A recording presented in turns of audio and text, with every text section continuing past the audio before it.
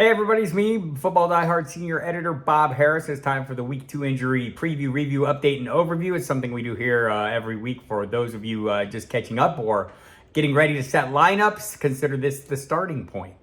I'll give you all this week's pertinent injuries and do them chronologically to give you an order of what you need to do, possible fallbacks, and have options in place for the various kickoff times throughout Sunday and into Monday. As always, I'll remind you, I record this in the middle of the afternoon. It's about 1 p.m. Eastern time right now. So things will change, right? Once you've watched this video, hit the late breaking news, the update section of the site right in the middle of the page for anything that might have changed since you heard this, or hit the FSP staff cheat sheet. It's kind of a one-stop shop that will link you to all the pertinent information, all the latest information available there. Look for your player on the list. Click the link next to player. If there is one, it'll give you the latest injury information. So with that said, let's get started here. We'll start with the Sunday early afternoon window. The first round of kickoffs, the Ravens are at the Bengals. Mark Andrews listed as questionable. He got in a full practice Friday, probably a walkthrough. He was limited the previous 2 games. Missed the first week's game. Sounds like he'll be back this week, but you'll still want to watch it just to make sure. J.K. Dobbins, done for the season, suffered a torn Achilles. Gus Edwards and Justice Hill will be first men up and to replace him. They both played after he was hurt last week. Justice Hill got the touchdowns. We'll have to see how the workload plays out. It will definitely be a split. John Harbaugh was not helping fantasy managers set their lineup by giving us any clues. He mentioned that specifically. On the other side of the ball, horrible showing for the Bengals in week 1. They're hoping to rebound. Chris Evans, the backup running back, or one of the backup running backs, is listed as questionable with a hamstring issue.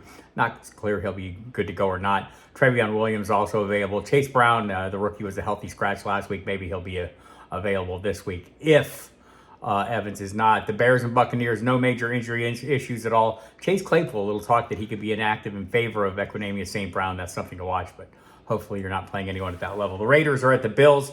Jacoby Myers, last week's star, had a great game. Also had a concussion. He will sit out this week. Devontae Adams had a little foot issue. Jimmy Garoppolo, a little foot issue. They're both fine and off the injury report. Could be some room for Hunter Renfrow in the slot with Myers out. We'll see. He had 0 targets last week, so don't be forcing him into any lineups here based on that. The Chargers, bad news at the Titans. Austin Eckler listed as doubtful. Almost certainly will not play in Nashville tomorrow, so watch that. Joshua Kelly, first man up to replace him. Elijah Dotson, Isaiah Spiller available to work behind him. It's a tough matchup for the running game. Hopefully they get the passing attack on track. DeAndre Hopkins on the other side of the ball, listed as questionable. Did not practice all week with an ankle injury. Seems pretty iffy to me. Even if he does play, will he be full speed? It's fair to wonder. That's not a lot of meat on that passing attack bone there for us to chew on. But Hopkins got the bulk of it last week. So definitely something to watch. Maybe Treylon Burks is an option if Hopkins doesn't go. Seahawks and Lions, no injuries of note. The Packers are at the Falcons. Aaron Jones and Christian Watson, hamstrings both listed as questionable. Jones was hurt. If you saw, it was a huge game last week against the Bears. He kind of came up with a little tightness. Said he could have gone back into the game if they would have needed him to. It was kind of a blowout, so they didn't. Then he didn't practice all week. 0 days of practice this week for him. A.J. Dillon standing by. Christian Watson did get in some limited work. Remember last week, Matt LaFleur called his injury week to week, so kind of hinted that it might be a longer-term thing. Could be back this week against the Falcons. Maybe not. Romeo Doubs off the injury report at the end of the week. Played really well last week, and he'll play well again this week, you would think, against the Falcons, especially if there's no Christian Watson. On the other side of the ball, Cordero Patterson off the injury report and available for action if they choose to use him. Colts at Texans. Sudden injury news. C.J. Stroud turned up with a shoulder injury on Friday's injury report. The local reporting, Aaron Wilson from the local television station, they're reporting that he's expected to play. John Mechie off the injury report. He should play as well or make his debut this year, which would be great. Chiefs at Jaguars. Travis Kelce still listed as questionable, expected to play. Andy Reid said he will play barring any setbacks. He's been on the practice field all week on a limited basis. Missed the opener with a knee issue. Hyperextension, they called it, or bone bruise, others have called it. But either way, looks like he'll be back. Clyde Edwards-Helaire dealing with an illness listed as questionable. He seems likely to go too. He was in the mix a little bit, so maybe Isaiah Pacheco managers would prefer he not be in the mix.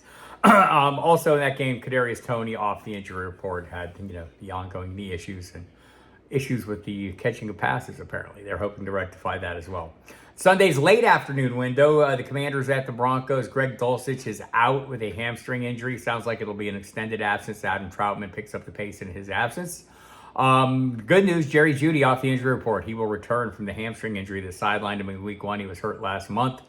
The big problem for all these pieces in Denver's offense, including Javonte Williams, Samaje Perine, Cortland Sutton, they don't score enough points. They're struggling to put big point totals on the board. It was 16 points last week. That's an issue that dates back to last year, so they'll need to get on point with that. Hopefully Sean Payton can get them there.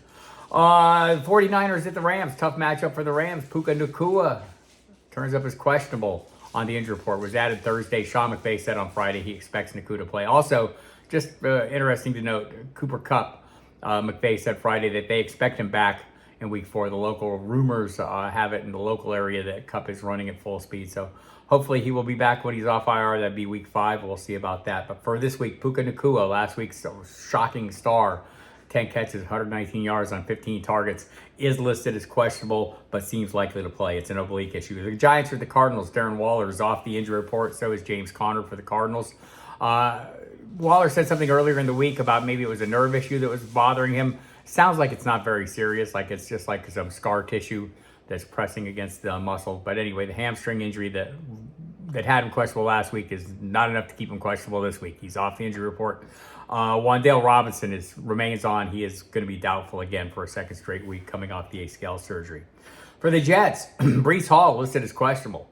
Breece Hall would like you to know he's not very questionable once he gets on the field. Had 10 carries last week, 127 yards. Robert Saleh says he'll remain on a pitch count.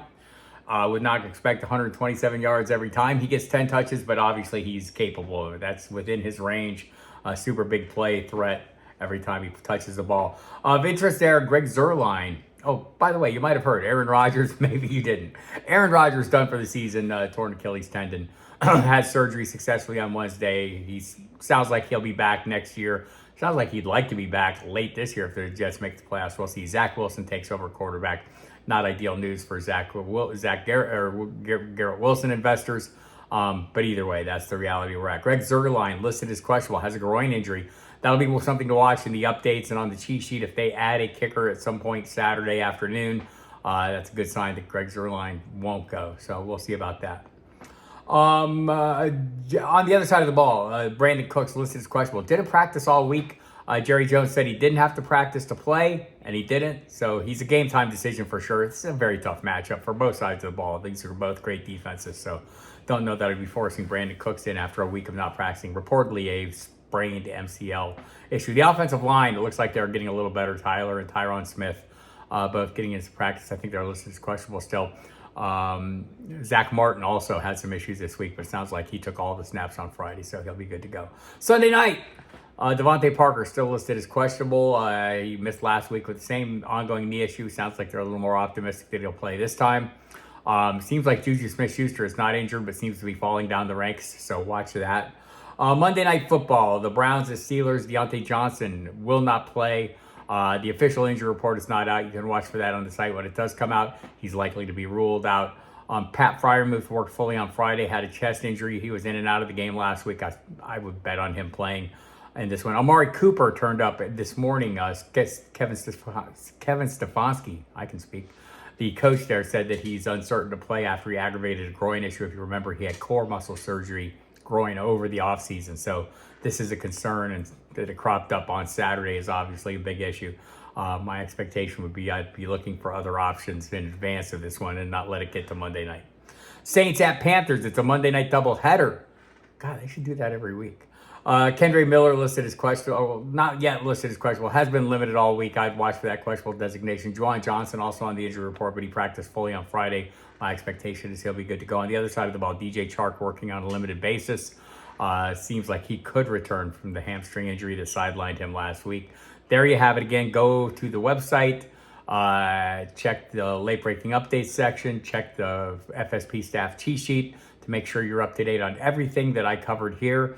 Before you set your lineups, good luck in week 2. I'll see you next week.